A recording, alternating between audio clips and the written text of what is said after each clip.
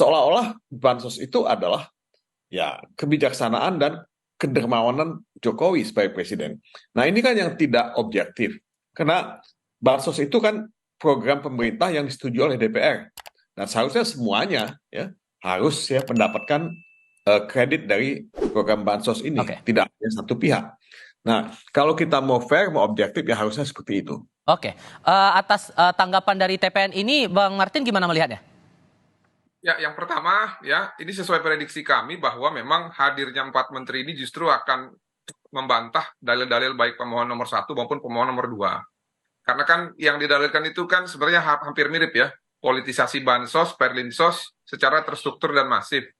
Nah, kemarin sudah dijelaskan baik dari anggaran ya oleh Menteri Keuangan, penganggaran itu sudah jauh dilakukan di awal tahun 2023 dan disetujui anggarannya September sebelum putusan MK nomor 90 dan juga sebelum Pak Prabowo dan Gibran itu mendaftar sebagai capres dan cawapres.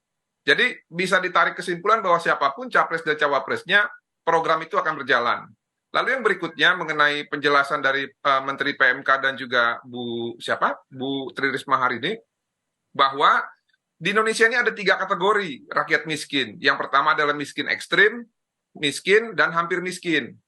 Yang dimaksud dengan miskin ekstrim ini adalah orang-orang yang gajinya itu atau pendapatannya 500.000 ke bawah, ya, ditambah dengan dia punya anak, ada orang difabel di situ. Nah, orang-orang yang seperti ini harus langsung diberikan bantuan, tidak bisa ditunda. Itu kutipan dari kata-kata Bu Risma.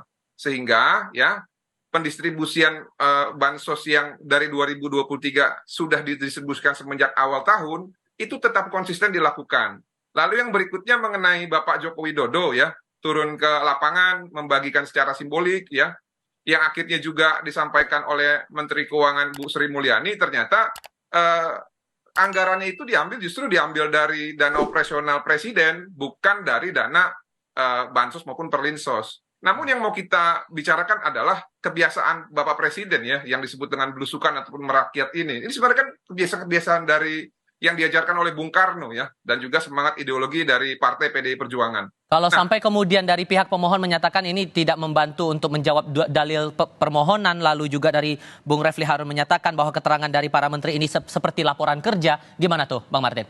itu relatif ya, karena gini, biar saya lanjutkan dulu.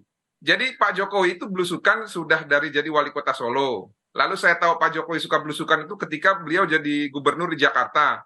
Dan beliau ini konsisten meneruskan hal-hal yang dimaksud gitu loh.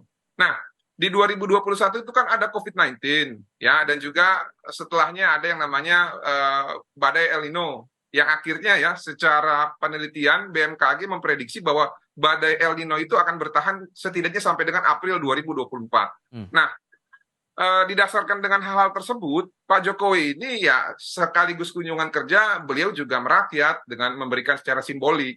Ya, menurut saya itu sah-sah saja, ya. Atau juga kalau itu yang disoal, kenapa di luar negeri itu tidak ada bansos, Prabowo Gibran menang, ya. Di Sumatera Barat, di Aceh tidak ada ada bansos juga, tetap aja kita kalah, gitu ya. Oke. Lalu ada 42 PJ kepala daerah di Indonesia ini yang dikuasai oleh Partai PDI, PKS, PKB, dan Nasdem, kita pun juga menang tebal. Jadi kurang relevan rasanya tuduhan politisasi bansos dan juga penggunaan pelaksana jabatan kepala daerah sebagai instrumen kemenangan dari Prabowo Gibran gitu loh. Jadi kami senang ya bahwa kehadiran 4 menteri ini mematahkan seluruh dalil-dalil terkait politisasi bansos. Terima kasih. Oke, Pak Todung.